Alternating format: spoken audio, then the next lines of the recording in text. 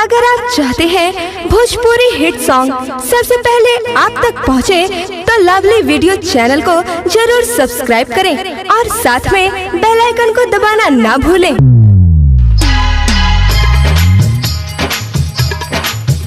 जब राती के डालले अंधरिया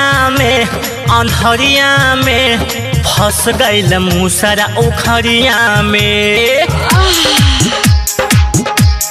हाँ, जब राती के डालले अंधरिया में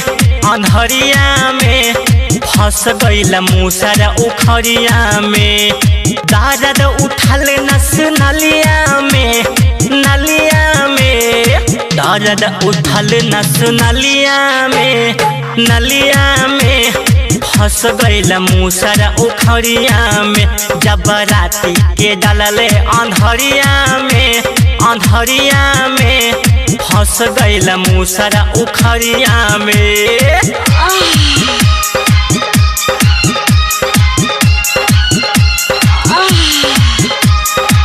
Presented by Lovely Films Production।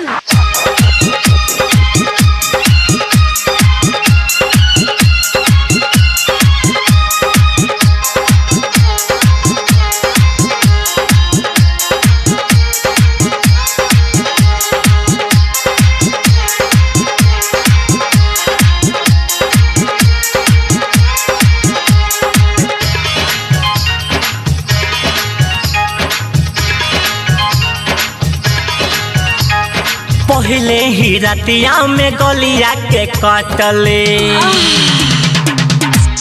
हाँ, पहले ही रतिया में गलिया के कटल। धोके जवनवा खूबे दवैल। सहना ही पवनी हम ओकर दरदिया। लिहले बचब से बिछा के चटैया। खूबे लुटले बमांजा अंधरिया में फंस गईल मूसरे उखरिया में। दर्द उठल नस नलिया में दर्द उठल नस नलिया में फंस गईल मूसरे उखरिया में। जब राती के डालले अंधरिया में फंस गईल मूसरे उखरिया में।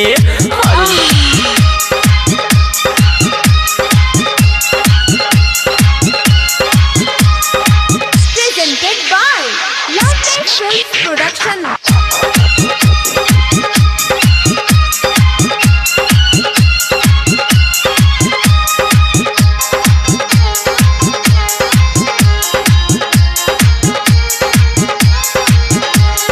कैसा न पतराई देखले बाबा हाना। हाँ, कैसा न पतराई देखले बाबा भाना। बुझे न मरदा हमर कवनो भावना। होकते मोर शादी न मिलले आजादी। कोई दिहल सैया हमर बराबादी।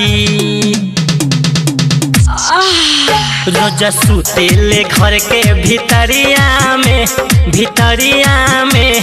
फंस गईल मूसरे उखरिया में। दर्द उठल नस नलिया में दर्द उठल नस नलिया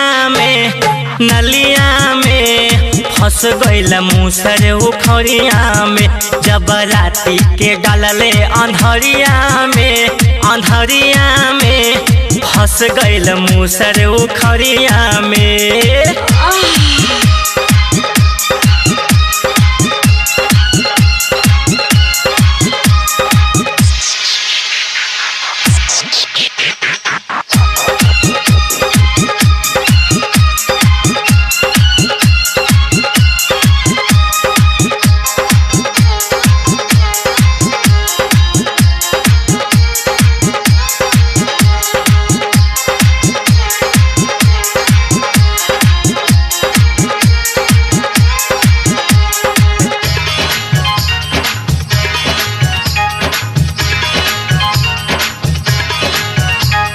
सिलधर सांवरिया के का समझाई।